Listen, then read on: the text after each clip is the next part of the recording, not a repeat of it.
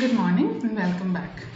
ഇന്ന് നമ്മൾ എടുക്കാൻ പോകുന്നത് ബിൽസ് ഓഫ് എക്സ്ചേഞ്ച് എന്ന് പറയുന്ന ഒരു ചാപ്റ്റർ ആണ് which is common for CA CMA Foundation and as well as CMA Intermediate. CMA Foundation bills of എക്സ്ചേഞ്ചിൽ രണ്ട് ടോപ്പിക് കവേർഡ് അല്ല, അത് ആ രണ്ട് ടോപ്പിക്സും പിന്നെ ബേസിക്സ് ഓഫ് ബിൽസ് ഓഫ് എക്സ്ചേഞ്ചുമാണ് CMA Intermediate കവർ ആവുന്നത്. So which portions are not applicable for CMA Foundation, I will specifically say, so you can listen or learn accordingly. So let's start. Business നമ്മൾ start ചെയ്യുന്നത് തന്നെ goods and സർവീസസിൽ trade ചെയ്യാനാണ്, transact ചെയ്യാനാണ്. So you will have to purchase materials from somewhere and you will have to sell these goods to different people. Only then you can grow as a business. These transactions may not be settled immediately. Settled immediately എന്ന് വെച്ചാൽ നമ്മളൊരു goods വിൽക്കുന്നു അല്ലെ goods വാങ്ങിക്കുന്നു, അതിൻ്റെ ഒന്നും payment immediately ആയിരിക്കില്ല. നമ്മളൊരു കടയിൽ പോയി ഒരു ഡ്രസ്സ് വാങ്ങിക്കുന്നത് പോലെയോ അല്ലെങ്കിൽ ഒരു ബുക്കോ പെന്നോ വാങ്ങിച്ചിട്ട് പേയ്മെൻറ്റ് കൊടുക്കുന്ന പോലെ ആയിരിക്കില്ല ബിസിനസ് നടക്കുന്നത്. അവിടെ ഗുഡ്സും സർവീസസും ഒക്കെ നമ്മൾ വാങ്ങിക്കുകയോ വിൽക്കുകയോ ഒക്കെ ചെയ്യുകയാണെങ്കിലും പേയ്മെൻറ്റ് ചില സാഹചര്യങ്ങളിൽ ഇമ്മീഡിയറ്റ്ലി നടന്നിരിക്കാം, ചിലപ്പോൾ പേയ്മെൻറ്റ് ഡിഫർ ചെയ്തെന്നിരിക്കാം. അങ്ങനെ ഡിഫർ ചെയ്യുന്ന, അതായത് ഇപ്പോൾ കൊടുക്കാതെ പിന്നീടത്തേക്ക് മാറ്റി വെക്കുന്ന പേയ്മെൻറ്റ്, അങ്ങനെ ഡിഫർ ചെയ്യുന്ന പേയ്മെൻറ്റ്സ് സെറ്റിൽ ചെയ്യുന്നത് generally cheque, LCs, promissory note, bills of exchange etcetera, അങ്ങനെ പല ഇൻസ്ട്രുമെൻറ്റ്സ് ഉപയോഗിച്ചാണ്. അതിലൊരു ഇൻസ്ട്രുമെൻ്റ് ആണ് ബിൽസ് ഓഫ് എക്സ്ചേഞ്ച്.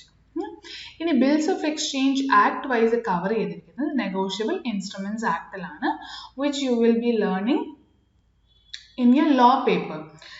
ഈ ചാപ്റ്ററിൽ അക്കൗണ്ട്സ് പോയിന്റ് ഓഫ് വ്യൂവിൽ നമ്മൾ പഠിക്കുന്നത് accounting of bills of exchange, how does it happen എന്നാണ്. But just to brief upon what is there in the act, bills of എക്സ്ചേഞ്ചിനെ കുറിച്ച് ആക്ട് എന്താണ് പറയുന്നത് നമുക്ക് നോക്കാം. First is it should be a document or instrument in writing, എഴുതിയൊരു instrument. രണ്ടാമത് പറഞ്ഞത് unconditional order to pay, conditions attach ചെയ്യരുത് പേയ്മെന്റിലേക്ക്. Imagine I have sold goods to you and bills of exchange prepare ചെയ്യുമ്പോൾ നമ്മൾ ഇങ്ങനെ എഴുതാൻ പാടില്ല, ഒരു മാസം കഴിയുമ്പോൾ നിങ്ങൾ എനിക്ക് പേയ്മെന്റ് തരണം ഇഫ് നിങ്ങൾ അന്ന് 10% ലാഭം ഉണ്ടാക്കിയാണെങ്കിൽ, അല്ലെങ്കിൽ അന്ന് നിങ്ങളുടെ കയ്യിൽ 1,00,000 രൂപ എക്സസ് ഉണ്ടെങ്കിൽ ഞാൻ നിങ്ങൾക്ക് പേയ്മെന്റ് നൽകും. അങ്ങനെ ഒരു കണ്ടീഷൻ ഒരിക്കലും ഈ ബിൽസ് ഓഫ് എക്സ്ചേഞ്ചിൽ ഉണ്ടാവാൻ പാടില്ല. You can only direct summon to pay a certain sum of money. Conditions ഒന്നുമില്ലാത്തൊരു അൺകണ്ടീഷണൽ ഓർഡർ ആയിരിക്കണം ബിൽസ് ഓഫ് എക്സ്ചേഞ്ച്. ഇനി ഈ ഡോക്യുമെന്റ് നമ്മൾക്ക് എങ്ങനെയാണ് പ്രിപ്പയർ ചെയ്യുന്നത്, ആരാണ് പ്രിപ്പയർ ചെയ്യുന്നതെന്നൊക്കെ നോക്കാം. സോ ബിൽസ് ഓഫ് എക്സ്ചേഞ്ച് ഒരു ഇൻസ്ട്രുമെന്റ് ഇൻ റൈറ്റിംഗ് ആണ്. അതിന് പ്രിപ്പയർ ചെയ്യേണ്ടത് സെല്ലർ ഓഫ് ഗുഡ്സ്. ഈ സെല്ലർ ഓഫ് ഗുഡ്സ് അവരുടെ ട്രേഡ് ചെയ്യുന്ന ഗുഡ്സ് എല്ലാം പല കസ്റ്റമേഴ്സിലേക്ക് കൊടുക്കുകയാണ്, different customers of the company. ഈ കസ്റ്റമറൊക്കെ ഇമ്മീഡിയറ്റ്ലി പേയ്മെന്റ് ഇവർക്ക് തരണമെന്നില്ല. ഈ കസ്റ്റമർ എന്ന് പറഞ്ഞാൽ നമുക്ക് ആരാണ്? സെല്ലർ ഓഫ് ഗുഡ്സിന് ഡെറ്റേഴ്സ് ആണ്. But may not pay immediately. Imagine, for example, the seller of goods have given 1 month credit period to all these customers A, B and C. അപ്പോൾ ഒരു മാസം കഴിഞ്ഞിട്ടായിരിക്കും പേയ്മെന്റ് കിട്ടാൻ പോകും. But seller, what will he do? He will prepare a instrument, അതിനകത്ത് contents ഒക്കെ എഴുതിയിട്ട് A, B, Cക്ക് കൊടുക്കും. എന്നിട്ട് പറയും ഒരു മാസം കഴിയുമ്പോൾ നിങ്ങൾ ഇത്ര എമൗണ്ട്, അതായത് ഇവരുടെ കയ്യിൽ നിന്ന് കിട്ടേണ്ട എമൗണ്ട് എനിക്ക് അല്ലെങ്കിൽ ഞാൻ പറയുന്ന ആൾക്ക് കൊടുക്കണം. To me or to the order of a certain, അതായത് ഞാൻ പറയുന്ന ആൾക്ക് അല്ലെങ്കിൽ കൊടുക്കണം. അത് നിങ്ങൾ അക്സെപ്റ്റ് ചെയ്യണം. ഇപ്പം ഞാനിത് പ്രിപ്പയർ ചെയ്ത് എൻ്റെ കസ്റ്റമേഴ്സിന് കൊടുക്കുമ്പോൾ that is just A draft. ഈ കസ്റ്റമേഴ്സ് ഈ ഓരോ ഇൻസ്ട്രുമെന്റും വായിച്ച് മനസ്സിലാക്കി അക്സെപ്റ്റ് ചെയ്തുകൊണ്ട് സൈൻ ചെയ്ത് തിരികെ തരുമ്പോഴാണ് it becomes a valid bill of exchange. So are we clear with bills of exchange as a concept? So now let us come to these 2 points. നമ്മൾ ഡിസ്കസ് ചെയ്ത ഈ 2 പോയിന്റ് തന്നെയാണ് അണ്ടർ ബിൽ ഓഫ് എക്സ്ചേഞ്ച്. ആദ്യത്തെ point unconditional order to pay. ഞാൻ പറഞ്ഞു നിങ്ങൾ ഇത്ര amount തരണമെന്ന് പറഞ്ഞുള്ളൂ, പക്ഷെ ഇത്ര എമൗണ്ട് തരണമെങ്കിൽ നിങ്ങൾക്ക് പെർസെൻറ്റേജ് ഓഫ് പ്രോഫിറ്റ് ഇത്ര ഉണ്ടാവണം, അതായത് ഒരു കണ്ടീഷൻസും അറ്റാച്ച് ചെയ്യാൻ പാടില്ല. ഇനി ആരാണ് ഈ ഓർഡർ തരുന്നത്? Order is given by creditor to debtor. അതായത് ഇത് പ്രിപ്പയർ ചെയ്ത് കൊടുക്കുന്ന ആരാണ്? ക്രെഡിറ്റർ എന്നുകൊണ്ട് ഉദ്ദേശിക്കുന്നത് ഈ ഓരോ കസ്റ്റമേഴ്സിനും ഈ സെല്ലർ ഓഫ് ഗുഡ്സ് ആരാണ്? ക്രെഡിറ്റർ ആണ്. സെല്ലറിന് ഈ കസ്റ്റമേഴ്സ് ആരാണ്? ഡെറ്റേഴ്സ്. അതാണ് order given by creditor to debtor എന്ന് നമ്മൾ പറയുന്നത്. ഇനി ഈ ഓരോ ക്രെഡിറ്റർ, അതായത് ഈ ട്രാൻസാക്ഷനിലെ creditor from the view point of these customers ആണ് കേട്ടോ. ഈ ക്രെഡിറ്റേഴ്സ് ആണ് ഡ്രോയർ. അതായത് ആരാണ് ഈ ഇൻസ്ട്രുമെന്റ് ഡ്രോ ചെയ്യുന്നത്, പ്രിപ്പയർ ചെയ്യുന്നത്, അവരാണ് ഡ്രോയർ. ആർക്കാണ് ഇത് നമ്മൾ അക്സെപ്റ്റൻസിന് വേണ്ടി കൊടുത്തു വിടുന്നത്? അവരാണ് ബിൽ ഓഫ് എക്സ്ചേഞ്ചിലെ ഡ്രോയിങ്. അതാണ് നമ്മൾ സെക്കൻഡ് പോയിന്റ് ആയിട്ട് ഇവിടെ എഴുതിയിരിക്കുന്നത്. Drawer is the creditor of this transaction or the seller of goods.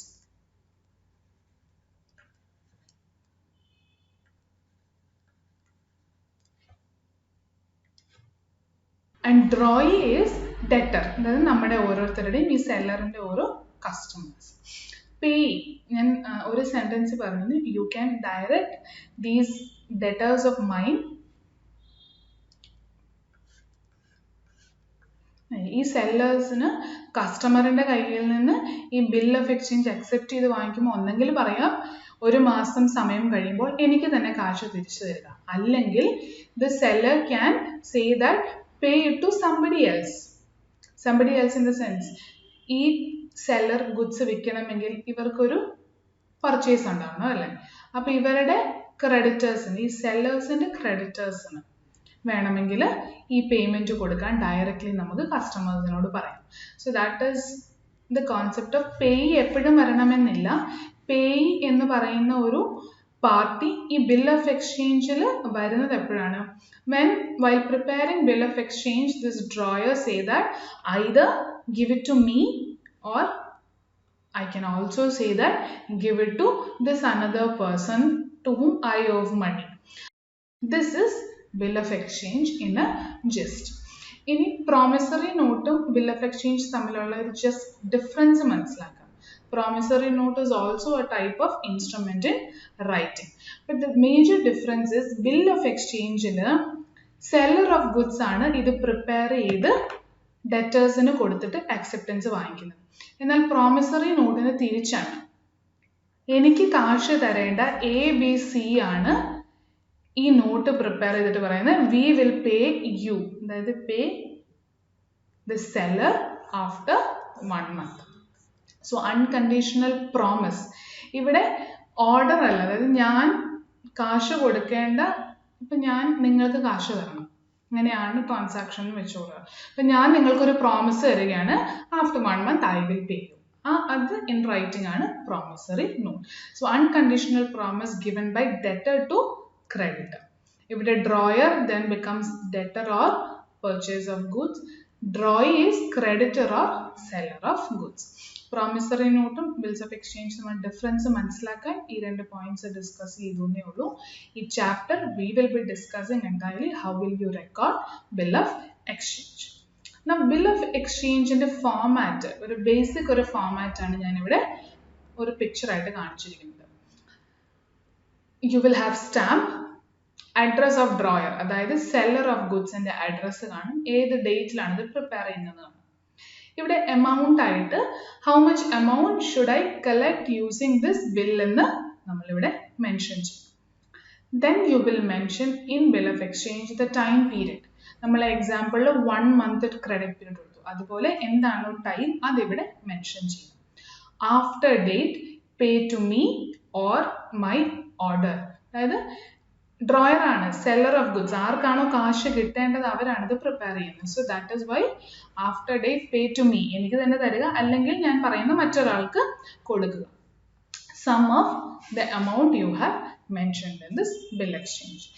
Then this document has to be signed by the drawer. ഇത് പ്രിപ്പയർ ചെയ്ത ആൾ ഇത് സൈൻ ചെയ്ത് ഡ്രാഫ്റ്റ് ആയി, ഇപ്പോൾ ഡ്രോയറിന്റെ സൈൻ കഴിയുമ്പോൾ ഇത് ഡ്രാഫ്റ്റ് ആയി ആർക്ക് കൊടുത്തു വിടണം? എൻ്റെ കസ്റ്റമേഴ്സിന് അല്ലെ എൻ്റെ ഡെറ്റേഴ്സിന് കൊടുത്തു വിടണം. അവരിത് വായിച്ച് സമ്മതമാണെങ്കിൽ ആക്സെപ്റ്റ് ചെയ്ത് സൈൻ ചെയ്ത് തിരിച്ച് ഡ്രോയറിന്റെ കയ്യിലേക്ക് കൊടുത്തു വിടണം. That is when this becomes a valid bill of exchange. നമ്മൾ പറഞ്ഞ പോയിന്റ് തന്നെ ഒരു picture wise we have shown. Next theory is, ഇതൊക്കെ ബേസിക് ബിൽ ഓഫ് എക്സ്ചേഞ്ച് എന്താണെന്ന് മനസ്സിലാക്കാനുള്ള തിയറിയാണ്. You will be mostly questioned journal entries. ഇനി ടൈപ്സ് ഓഫ് ഡിഫറെൻറ്റ് ഇൻസ്ട്രുമെൻറ്റിനെ കുറിച്ച് ബേസിക് ആണ്. Bill of exchange and promissory നോട്ടിൽ ഇൻസ്ട്രുമെൻറ്റ്സ് എന്തൊക്കെ ടൈപ്പ് ഉണ്ടെന്ന് നമുക്കൊന്ന് ജസ്റ്റ് ഒന്ന് പറഞ്ഞു നോക്കാം. To understand this after point. ആദ്യത്തെ bifurcation is bearer instrument and order instrument. Bearer instrument എന്ന് വെച്ചാൽ ആ ഇൻസ്ട്രുമെന്റ് ഹോൾഡ് ചെയ്യുന്ന ബെയർ ചെയ്യുന്ന ആരാണെങ്കിലും അവർക്കായിരിക്കും അതിൽ അടങ്ങിയിരിക്കുന്ന പൈസ കിട്ടാൻ അവകാശമുള്ളത്. Transfer by mere delivery. ഇപ്പം നമ്മളൊരു ചെക്ക് കൊടുക്കുകയാണ്, ഒരു ക്യാഷ് ചെക്ക് എഴുതി കൊടുത്തു, അത് ആര് കൊണ്ടുപോയാലും ക്യാഷ് കളക്ട് ചെയ്യും അല്ലേ? അതുപോലെ ഒരു എക്സാമ്പിൾ പറഞ്ഞതാണ് for you to understand. That is a bearer. bear ചെയ്യുന്ന ആ ഇൻസ്ട്രുമെന്റ് ഹോൾഡ് ചെയ്യുന്നല്ലേ bear ചെയ്യുന്ന ആൾക്ക് ഈ എമൗണ്ട് കിട്ടും. രണ്ടാമത്തേത് ഓർഡർ ഇൻസ്ട്രുമെന്റ്. ഓർഡർ എന്ന് വെച്ചാൽ ഇത് കയ്യിൽ പിടിച്ചുകൊണ്ട് പോയാൽ മാത്രം അവർക്ക് അതിൽ അടങ്ങിയിരിക്കുന്ന പൈസ കിട്ടില്ല. But you have to get it as an endorsement. അതായത് എൻഡോസ് ചെയ്യാന്ന് വെച്ചാൽ എൻ്റെ പേരിലുള്ള ഒരു ഡോക്യുമെന്റ് ആണ്, ഞാനത് മറ്റൊരാളുടെ പേരിലേക്ക് മാറ്റി അവർക്ക് ഇനി പേയ്മെന്റ് കൊടുത്താൽ മതി എന്ന് പറഞ്ഞ് ട്രാൻസ്ഫർ ചെയ്തേക്കും. ആ എൻഡോഴ്സ്മെന്റും നടക്കണം. ഇപ്പോൾ ഓർഡർ ഇൻസ്ട്രുമെന്റ്, ഒരു ഇൻസ്ട്രുമെന്റിലെ പേര് ഇമാജിൻ നമ്മൾ പറഞ്ഞ ബിൽ ഓഫ് എക്സ്ചേഞ്ചിൽ പേ ടു മീ എന്ന് മാത്രമേ ഉള്ളൂ, അതായത് പേ ടു ദ ഡ്രോയർ സീന എന്ന് മാത്രമേ ഉള്ളെങ്കിൽ at the time of maturity date approaching, I am eligible to get the amount mentioned in this bill of exchange. എന്നാൽ അതേ ദിവസം എനിക്ക് വേറൊരാൾക്ക് കൊടുക്കണമെന്ന് വെക്കാം. അപ്പം എനിക്ക് എന്ത് ചെയ്യാൻ പറ്റും? ഈ ബിൽ ഓഫ് എക്സ്ചേഞ്ചിനെ എൻഡോസ് ചെയ്ത് മറ്റൊരാളുടെ പേരിലേക്ക് മാറ്റി കൊടുക്കാം. അതായത് ഇനി ഈ ബിൽ ഓഫ് എക്സ്ചേഞ്ചിന് അവകാശി ആ മൂന്നാമത്തെ ആളാണെന്ന് എനിക്ക് പറയാം. That process is called endorsement. അപ്പം എൻഡോസ്മെന്റ് മാത്രം പോരാ, അതിൻ്റെ കൂടെ ഡെലിവറിയും കൂടെ വേണം. അതായത് ഞാൻ ബിൽ ഓഫ് എക്സ്ചേഞ്ചും കൊടുക്കണം, അവർക്കാണ് ഇനി അതിൻ്റെ അവകാശമെന്നും എഴുതി കൊടുക്കണം. Return instruction given to drawee. ആരാണ് ഡ്രോയി ബിൽ ഓഫ് എക്സ്ചേഞ്ച് കേസിൽ? എനിക്ക് കാശ് തരേണ്ട ആള്. അപ്പോൾ അയാളെ ഞാൻ അറിയിക്കണം, ഇനി നിങ്ങൾ കാശ് തരേണ്ടത് എനിക്കല്ല, പകരം ഞാൻ എൻഡോസ് ചെയ്ത് കൊടുക്കുന്ന ഈ മൂന്നാമത്തെ ആളിനാന്നുള്ളത്. So that is order instrument. The next type of bifurcation is time and demand instrument. As the name suggests, demand instrument എന്തായിരിക്കും? ആ ഇൻസ്ട്രുമെന്റ് കാണിച്ചാൽ ഡിമാൻഡ് ചെയ്താൽ അപ്പോൾ തന്നെ കാശ് നമ്മൾ കൊടുക്കണം. Payable on demand. അതെങ്ങനെ ഐഡന്റിഫൈ ചെയ്യാൻ പറ്റും? അതിനകത്ത് words like at sight, at or on presentment, അതായത് അറ്റ് ഓർ ഓൺ പ്രസന്റ്മെന്റ് കാണും. That is demand instrument. എന്നാൽ ടൈം ഇൻസ്ട്രുമെന്റോ, നമ്മൾ ഈ പറഞ്ഞ എക്സാമ്പിളിൽ ഈ ഒരു പോയിന്റ് ടൈം ആഫ്റ്റർ ഡേറ്റ്, അത് 1 month ആഫ്റ്റർ ഡേറ്റ്. ഇവിടെ ഒരു ഡേറ്റ് നമ്മൾ മെൻഷൻ ചെയ്യും, ഇവിടെ എഴുതും 1 month ആഫ്റ്റർ ഡേറ്റ്, അതായത് ഈ പറഞ്ഞിരിക്കുന്ന ഡേറ്റിൽ നിന്ന് 1 മാസം കഴിഞ്ഞിട്ട് pay to me or my order. So time instrument will have words like after date or after right etcetera. ആ പ്രിസ്ക്രൈബ് ചെയ്യുന്ന ഡേറ്റിൽ നിന്ന് കഴിഞ്ഞിട്ട്, ഡേറ്റ് ആയി കഴിഞ്ഞാൽ മച്ചുവറായി എന്നർത്ഥം, അത് കഴിഞ്ഞിട്ടായിരിക്കും പേയ്മെന്റിന് നമ്മൾ ഈ ഡോക്യുമെന്റ് കൊണ്ട് ഡ്രോയിയുടെ അടുത്ത് ചെല്ലേണ്ടത്. ഇനി ടൈം ഇൻസ്ട്രുമെന്റിന് അല്ലെ ബിൽ ഓഫ് എക്സ്ചേഞ്ച് അല്ലെ എപ്പോഴും 3 ദിവസം ഗ്രേസ് പീരീഡ് കിട്ടും. 3 days grace period. But demand ഇൻസ്ട്രുമെന്റിന് ഒരിക്കലും ഗ്രേസ് പീരീഡ്. ടൈം ബേസ് ചെയ്തിട്ടുള്ള ഇൻസ്ട്രുമെന്റ് ആണെങ്കിൽ 3 days ഗ്രേസ് പീരീഡ്. അതായത് നമ്മൾ പറഞ്ഞ എക്സാമ്പിൾ 1 month ആണ് ക്രെഡിറ്റ് പീരീഡ് നമ്മൾ കൊടുക്കുന്നത്. ഈ 1 monthന്റെ കൂടെ ഇമാജിൻ ഇവിടെ ഡേറ്റ് 1st April 2020 എന്നാണ്, എന്നിട്ട് ഇവിടെ time is 1 month after. So exactly 1 month ആകുമ്പോൾ ഇത് ഡ്യൂ ആകണം അല്ലേ? 1st April ഞാൻ എഴുതി കൊടുത്തു, അതായത് 1st May ഒരു മാസം. എന്നാൽ ആ 1st May തന്നെ ആയിരിക്കുകയല്ല നമ്മൾ ഈ ബിൽ ഓഫ് എക്സ്ചേഞ്ച് ശരിക്കും മച്ചുവർ ആവുന്നത്. ഈ ഒരു മാസത്തിൻ്റെ കൂടെ എല്ലാ ബിൽ ഓഫ് എക്സ്ചേഞ്ചിനും ഒരു 3 ദിവസം ഗ്രേസ് പീരീഡും കൂടെ കിട്ടും. അതായത് 1st May plus 3 days. So 4th May I can go and demand this drawee pay me the amount mentioned here. So 3 days grace period is given to a time instrument. Now if ഈ grace period നമ്മൾ 3 ദിവസം എന്ന് പറഞ്ഞു അല്ലേ, 3 ദിവസം കഴിയുന്ന 3ാമത്തെ ദിവസം 3 ദിവസം ഗ്രേസ് പീരീഡ് എന്ന് പറഞ്ഞു. ഇനി 3 ദിവസം ഗ്രേസ് പീരീഡ് ക്വസ്റ്റ്യനിൽ ഒരിക്കലും പറയില്ല. ടൈം ഇൻസ്ട്രുമെന്റ് ആണെങ്കിൽ നമ്മൾ ഓട്ടോമാറ്റിക്കലി കമ്പ്യൂട്ട് ചെയ്യുമ്പോൾ 3 ഡേയ്സും കൂടി ആഡ് ചെയ്തിട്ട് വേണം ഡ്യൂ ഡേറ്റ് റെക്കോർഡ് ചെയ്യാൻ. ഇനി 3 days grace period supposedly falls on a holiday. അതായത് 1st May നമ്മൾ പറഞ്ഞു, അതിൻ്റെ കൂടെ 3 ദിവസം കൂടെ കൂട്ടുമ്പോൾ imagine 4th May was A Sunday. നമുക്ക് ഈ സൺഡേ കൊണ്ട് ഒരു ബിസിനസ് ഡേ അല്ല, അപ്പോൾ സൺഡേ നമ്മൾക്കിത് കളക്ട് ചെയ്യാൻ പറ്റില്ല. So what happens, 3 days grace period നമ്മൾ കമ്പ്യൂട്ട് ചെയ്യണം. എന്നിട്ട് ആ 3ാമത്തെ ദിവസം സൺഡേ ആണെങ്കിൽ അല്ലെ ഒരു ഓൾറെഡി ഫിക്സ് ചെയ്തിരുന്ന ഹോളിഡേ ആണെങ്കിൽ അതിന് തലേ ദിവസം പോയി നമ്മൾക്ക് ഡ്രോയിയുടെ കയ്യിൽ നിന്ന് പേയ്മെൻറ്റ് റിക്വസ്റ്റ് ചെയ്യാം. സോ ഈ example 1 month plus 3 is 4th May. ഇപ്പോൾ 4th May സൺഡേ ആണെങ്കിൽ 3rd May സാറ്റർഡേ പോയി നമ്മൾക്ക് പേയ്മെൻറ്റ് ഡ്രോയിയുടെ കയ്യിൽ നിന്ന് റിക്വസ്റ്റ് ചെയ്യാം. But if 3 days grace period, imagine ആ 4th May എന്ന് പറയുന്നത് വെനസ്ഡേ ആണെന്ന് വെച്ചോളൂ, ഒരു ബിസിനസ് ഡേയുടെ ഇടയ്ക്കാണ്. അപ്പം നമുക്ക് ആ 4th May പോയി ചോദിക്കാവുന്നേ ഉള്ളൂ. പക്ഷേ ഒരു 2nd May ആയപ്പോഴാണ് 4th May ഭാരത് ബന്ദാന്ന് പ്രഖ്യാപിച്ചു എന്ന് വെക്കുക, അല്ലെങ്കിൽ some strike is happening. So in such situation grace period നിങ്ങൾ പുറകിലേക്കല്ല ചിന്തിക്കേണ്ടത്. ഗ്രേസ് പീരീഡ് എന്നാണോ അതിൻ്റെ കൂടെ ഒരു ദിവസം കൂടെ ആഡ് ചെയ്ത്, ഒരു ബിസിനസ് ഡേയും കൂടെ ആഡ് ചെയ്ത് പിറ്റേ ദിവസം ആക്കിക്കൊള്ളുക. So in our example 4th May was Wednesday. നിങ്ങൾ മൺഡേ അറിഞ്ഞു വെനസ്ഡേ ഒരു സ്ട്രൈക്ക് അല്ലേ ഭാരത് ബന്ദാന്ന്, അപ്പം നിങ്ങൾക്ക് ആ വെനസ്ഡേ കഴിഞ്ഞിട്ടുള്ള തേഴ്സ്ഡേ പോയി ഡ്രോയിയുടെ കയ്യിൽ നിന്ന് ചോദിക്കാം. പക്ഷെ ഓൾറെഡി ഹോളിഡേ ആണെന്ന് നേരത്തെ അറിയാവുന്ന അല്ലെ സൺഡേ ആയിട്ടുള്ളതായിരുന്നെങ്കിൽ you have to compute 1 day before this grace period. പെട്ടെന്ന് വരുന്ന ഒരു ഹോളിഡേ ആണ്, like a strike or hartal or something, ഇത് കഴിഞ്ഞിട്ട് ഒരു ദിവസം എടുക്കുക. So this is how 3 days grace period is computed.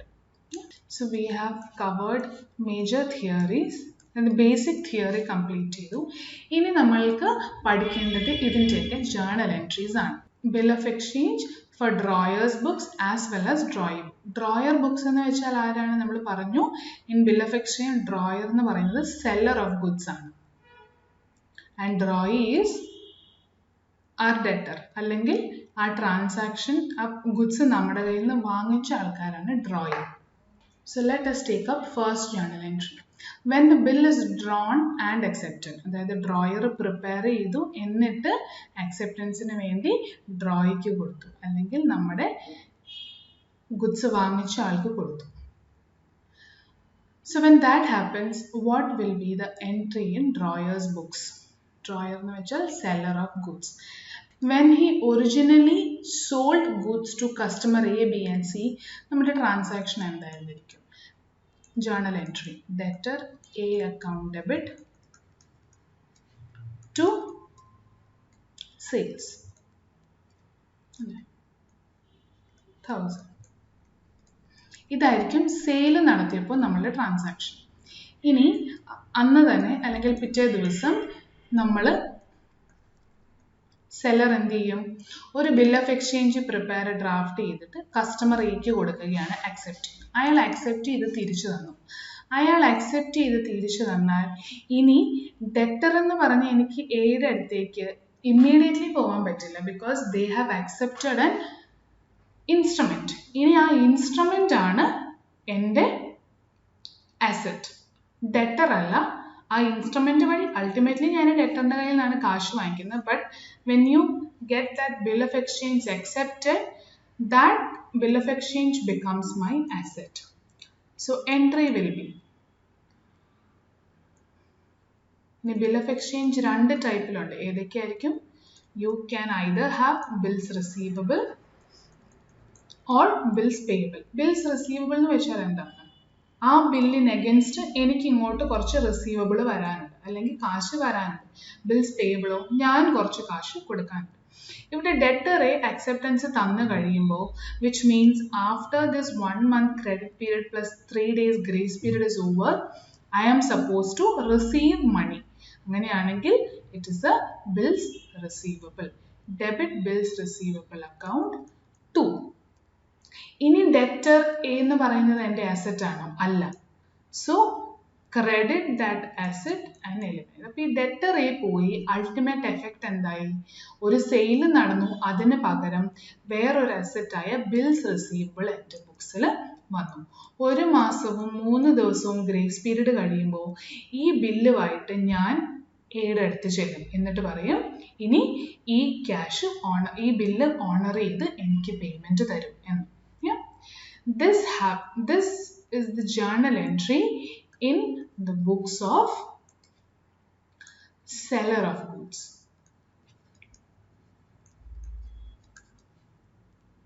Now, what is the entry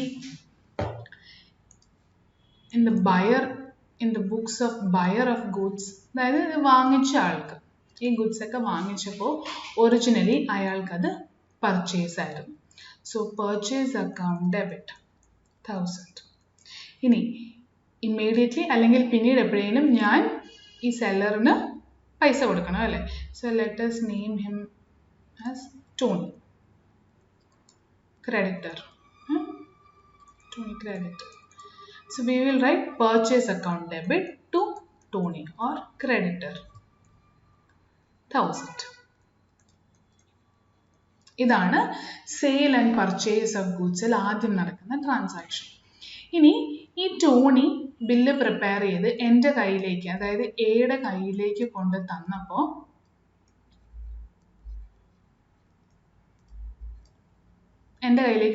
ഞാൻ ഒപ്പിട്ട് തിരിച്ച് ടോണിക്ക് കൊടുത്തു. അതായത് yes, I will pay you after the time period അല്ലെങ്കിൽ credit period plus grace period of 3 days mention. ഈ bill of exchange എൻ്റെ കയ്യിൽ കൊണ്ട് തന്നപ്പോൾ ഞാൻ ഇത് അക്സെപ്റ്റ് ചെയ്ത് സൈൻ ചെയ്ത് തിരിച്ച് ടോണിക്ക് കൊടുത്തു. So which means as of now Tony is no longer my liability. I have got a new liability created which is a bill. Bills liability ആണ്, ഞാൻ കൊടുത്തു തീർക്കേണ്ടതാണ്. So a new liability gets created, 2 bills payable, and Tony അല്ലെങ്കിൽ creditor എന്ന് പറയുന്ന ഈ liability എനിക്ക് ഇപ്പോൾ ഒരു ലയബിലിറ്റി ആയി ബുക്സിൽ റെക്കോർഡ് ചെയ്യേണ്ട കാര്യമില്ല. കാരണം ടോണി പറഞ്ഞു 1 മാസത്തേക്ക് ഈ ബിൽസ് പേബിൾ ആണ് നിങ്ങളുടെ liability.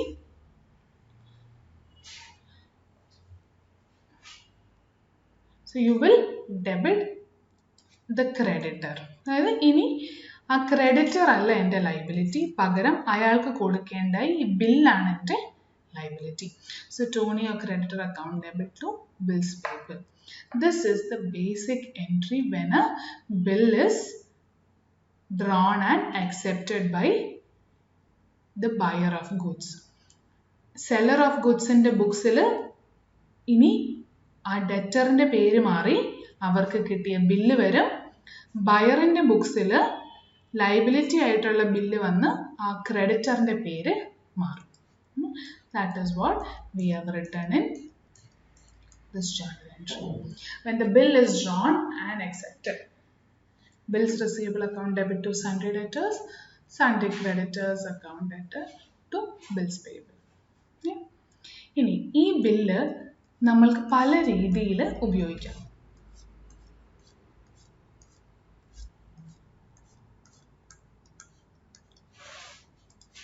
One is holding the bill till maturity.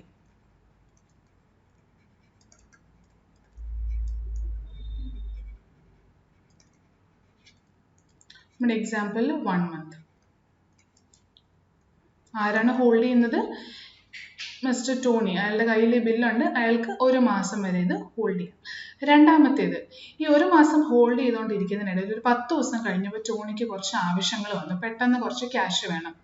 പക്ഷേ എ ഓൾറെഡി ഒപ്പിട്ട് തന്നിട്ടുണ്ട്, 1 മാസം കഴിഞ്ഞാണ് ഞാൻ പേയ്മെൻറ്റ് നടത്താൻ പോകുന്നത്. So Tony has one option.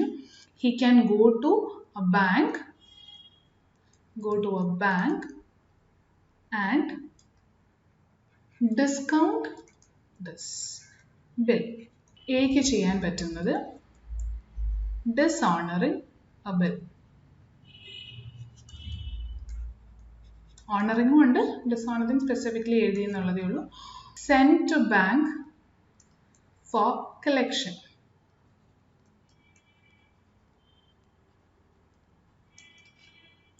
Renewal of a bill, retirement of a bill. A bill of exchange can go through many stages. കുറച്ച് stages ആണ് ഇവിടെ എഴുതിയിരിക്കുന്നത്. First is holding the bill till maturity. അതായത് ഈ bill of exchange A ഒപ്പിട്ട് accept ചെയ്ത് ടോണിക്ക് കൊടുത്തു.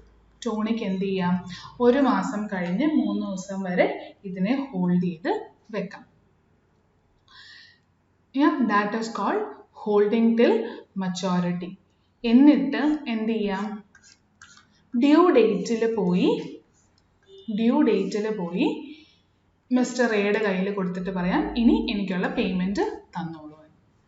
സെക്കൻഡ് ഓപ്ഷൻ ഇസ് ഹോൾഡ് ചെയ്തുകൊണ്ടിരിക്കുകയാണ് ഒരു മാസം. അപ്പോൾ then they come, mister Tony faces some cash crunch. അയാൾക്ക് കുറച്ച് ക്യാഷ് പെട്ടെന്ന് വേണം. അപ്പോൾ what he can do is ആ ബിൽസ് റിസീവബിൾ എടുത്ത് ബാങ്കിൻ്റെ അടുത്ത് പോകുക, എന്നിട്ട് ഡിസ്കൗണ്ട് ചെയ്യിപ്പിക്കാം. ഡിസ്കൗണ്ട് ചെയ്യുക എന്ന് വെച്ചാൽ നമ്മുടെ കയ്യിലിരിക്കുന്ന ബിൽ നമ്മൾ ബാങ്കിന് കൊടുക്കും. ഇപ്പം 1000 രൂപയുടെ ബില്ലാണെങ്കിൽ ബാങ്ക് നമ്മൾക്ക് 970 റുപ്പീസേ തരുള്ളൂ എന്ന് വെക്കാം. ബാക്കി 30 രൂപ എന്ത് ചെയ്യും, ഈ ഒരു സർവീസ് ചെയ്യാൻ ബാങ്ക് നമ്മളുടെ നിന്ന് വാങ്ങിക്കും. സോ 1000 രൂപയുടെ ഒരു ബില്ല് കൊടുക്കുമ്പോൾ ബാങ്ക് നമ്മൾക്ക് 970 റുപ്പീസ് തരും. പക്ഷേ ആ ഒരു സമയത്ത് ഈ 970 എനിക്ക് വർത്ത് ആണ്, ബിക്കോസ് എനിക്ക് ഇമ്മീഡിയറ്റ് ക്യാഷിൻ്റെ ആവശ്യം വന്നു. സോ ദെയർഫോർ 930 റുപ്പീസ് ഫോർഗോ ചെയ്യുന്നത് എനിക്കൊരു പ്രശ്നമല്ല. ആ 30 റുപ്പീസ് ഫോർഗോ ചെയ്യുന്നതാണ് discount that is collected by bank for this service provided. ഇനി ആ ബിൽസ് ആരുടെ കയ്യിലാണ്, ബാങ്കാണ്, ബാങ്കിനാണ് അധികാരമുള്ളത്. ആ ബില്ലിൽ പറഞ്ഞിരിക്കുന്നത് 1 month plus 3 days grace period കഴിയുമ്പോൾ ഈ ബാങ്കർ പോയി കസ്റ്റമർ എ, അതായത് ഈ ഒറിജിനൽ ട്രാൻസാക്ഷൻ്റെ ഡെറ്ററിനോട് ഈ ബില്ല് കാണിച്ചുകൊണ്ട് ക്യാഷ് ചോദിക്കും. അപ്പോൾ കസ്റ്റമർ എ എന്ത് ചെയ്യണം, 1000 രൂപ ബാങ്കിന് കൊടുക്കണം. So Tony will get this amount before 1 month itself. പക്ഷെ മുഴുവൻ 1000 രൂപയും കിട്ടില്ല, കാരണം ബാങ്ക് ഇടയ്ക്ക് നിന്ന് ഒരു മീഡിയേറ്റർ ആയത് കാരണം ബാങ്ക് ഒരു 30 രൂപ ചാർജ് ആയിട്ട് വാങ്ങിക്കും. ആ ഒരു മാസം 3 days ഗ്രേസ് പീരീഡ് കഴിയുമ്പോൾ ബാങ്ക് ചെന്ന് കസ്റ്റമറിൻ്റെ കയ്യിൽ നിന്ന് ആ ബിൽ ഓഫ് എക്സ്ചേഞ്ചിന് അഗേൻസ്റ്റ് പേയ്മെൻറ്റ് വാങ്ങിക്കും. സോ ബാങ്ക് കൊടുക്കുന്നത് 970 ആണ് ടോണിക്ക്, പക്ഷെ ബാങ്ക് എയുടെ കയ്യിൽ നിന്ന് വാങ്ങിക്കുന്നത് 1000. So bank doesn't lose anything, but Tony, who was in immediate cash crunch, had to forgo 30 rupees to ensure that he has ample cash to pay off his liabilities or expenses. This is discounting a bill with bank. മൂന്നാമത്തേത് dishonouring A bill. Dishonouring എന്ന് എഴുതിയിരിക്കുന്നത് ഈ bill Tony ഒരു മാസം കയ്യിൽ hold ചെയ്ത് വെക്കും. എന്നിട്ട് ആരുടെ കയ്യിൽ കൊണ്ട് കൊടുക്കണം, കസ്റ്റമർ എയുടെ കയ്യിൽ കൊണ്ട് കൊടുക്കണം. അന്ന് കൊടുക്കുമ്പോൾ എക്ക് ഒന്നെങ്കിൽ ഓക്കെ ഞാൻ പൈസ തരാം എന്ന് പറയാം, അല്ലെങ്കിലോ എക്ക് പറയാം ഇപ്പം എനിക്ക് പൈസ തരാൻ പറ്റില്ല, ഞാൻ തരില്ല എന്ന് പറഞ്ഞ് റിജക്റ്റ് ചെയ്യാം. ആ റിജക്റ്റ് ചെയ്യുന്നതാണ് dishonouring bill. So when dishonour happens, bill dishonour ആയിട്ടുള്ളൂ അല്ലേ, ബില്ല് ഡിസോണറായി ഇനി തരില്ല എന്ന് പറഞ്ഞാൽ അതിൻ്റെ അർത്ഥം നമ്മൾ ശരിയെന്ന് തരില്ല. Are we immediately backing off? No. We will say that okay, ഈ ബില്ല് ഡിസോണർ ആയിക്കോട്ടെ, പക്ഷെ ഇനി വീണ്ടും നീ എനിക്ക് ക്യാഷ് തരാൻ ബാധ്യസ്ഥനാണ് അല്ലെങ്കിൽ ലയബിൾ ആണ്. Therefore, I am again making you my debtor. Fourth is sent to bank for collection. For safe custody, നമ്മുടെ കയ്യിലിരിക്കുന്ന ബിൽസ് എല്ലാം കൂടെ നമ്മൾ ബാങ്കിന് കൊടുക്കുന്നു. ബാങ്ക് ഡ്യൂ ഡേറ്റ് വരെ ഇത് ഹോൾഡ് ചെയ്തിട്ട് ഡ്യൂ ഡേറ്റ് ആകുമ്പോൾ എൻ്റെ കസ്റ്റമറിൻ്റെ കയ്യിൽ നിന്ന് ആ പേയ്മെൻറ്റ് വാങ്ങിച്ച് നമ്മുടെ ബാങ്ക് അക്കൗണ്ടിലേക്ക് ഇട്ട് തരും. That is send to bank for collection. And second point is discounting the bill. ഇവിടെ bank mere holder of that, അതായത് സേഫ് കസ്റ്റോഡിയൻ ആയിട്ട് മാത്രം ട്രാൻസാക്ട് ചെയ്യുന്ന ഒരു സിറ്റുവേഷൻ ആണ് fourth. Renewal of a bill is happens mostly when there is trust between the debtor and creditor, and it happens when ഒരു മാസം credit period plus 3 days കഴിയുമ്പോൾ Tony എയുടെ അടുത്ത് ചോദിക്കാൻ ചെല്ലുകയാണ്. എന്നാൽ എ പറയും എനിക്കിപ്പോൾ കാശ് തരാൻ പറ്റില്ല, ക്യാൻ യു പ്ലീസ് റിന്യൂ ചെയ്ത് തരാമോ, can you please renew this bill എന്ന് ചോദിക്കും. അതായത് പഴയ ബില്ല് ക്യാൻസൽ ചെയ്ത് പുതിയൊരു ബില്ല് തരാമോ. So may be based on the long-term association, Tony can agree to that. He can also collect an additional interest amount. പഴയ ബില്ല് ക്യാൻസൽ ചെയ്ത് തരും, പക്ഷേ പുതിയൊരു ബില്ല് ക്രിയേറ്റ് ചെയ്യുമ്പോൾ ചിലപ്പോൾ ടോണിക്ക് ഒരു അഡീഷണൽ എമൗണ്ട് ചാർജ് ചെയ്യാം, കുഴപ്പമൊന്നുമില്ല. കാരണം ഒരു മാസം കഴിയുമ്പോൾ ഈ ക്യാഷ് കിട്ടുമെന്ന് വിചാരിച്ചാണ് ടോണി ബിസിനസ് ചെയ്തത്. പക്ഷെ കുറച്ചും കൂടെ കഴിഞ്ഞ് ടോണി ഈ എമൗണ്ട് മതി എന്ന് പറയുമ്പോൾ he is forgoing the cash flow of 1000 on May അല്ലേ. സോ മേ ബി ഈ 1000 രൂപ ഒരു മാസം കഴിഞ്ഞ് കിട്ടിയിരുന്നെങ്കിൽ ടോണിക്ക് ഇൻവെസ്റ്റ് ചെയ്താൽ ഒരു ചെറിയ പെർസെൻറ്റേജ് എങ്കിലും ഇൻട്രസ്റ്റ് ആയിട്ട് കിട്ടിയാണ്. So that interest instead of getting from an investment he would have done, he can collect it from A. അപ്പോൾ കുറച്ച് എക്സ്റ്റൻഷൻ കിട്ടുന്നത് കാരണം എയും ചിലപ്പോൾ അത് സമ്മതിച്ചെന്നിരിക്കാം. സോ ഓൾറെഡി എക്സിസ്റ്റിംഗ് ആയിട്ടുള്ള ഒരു ബില്ലിൻ്റെ മച്യൂരിറ്റി പീരിയഡിൽ ഈ ഡെറ്റർ ക്രെഡിറ്ററിനോട് റിന്യൂ ചെയ്ത് പുതിയൊരു ബില്ലാക്കി തരാൻ പറയുന്നതിനെയാണ് renewal of a bill. In that scenario പഴയ ബില്ല് ക്യാൻസലും ആകും, പുതിയൊരു ബില്ല് ഒന്നെങ്കിൽ സെയിം എമൗണ്ടിന് അല്ലെങ്കിൽ ഇൻട്രസ്റ്റും കൂടി ചേർത്ത ഒരു എമൗണ്ടിന് ക്രിയേറ്റ് ചെയ്യും.